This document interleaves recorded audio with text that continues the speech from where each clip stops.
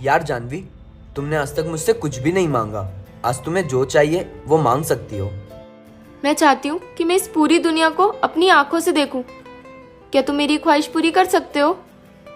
नहीं ना? आह, क्या हुआ तुम्हें? कुछ नहीं यार, जब कोई अपना छोड़कर जाता है तो अक्सर ऐसा ही होता है। हेलो डॉक्टर, मुझे मेरी आइज डोनेट करनी है। हाय जानवी। तुम गहरी नींदों में जब सोए सोए हो तो मुझ में जगते हो क्यों?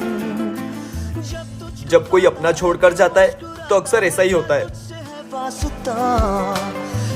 हेलो डॉक्टर, मुझे मेरी आइज डोनेट करनी है। क्या हुआ भाई? कुछ नहीं भाई, जब कोई अपना छोड़कर जाता है तो अक्सर ऐसा ही होता है।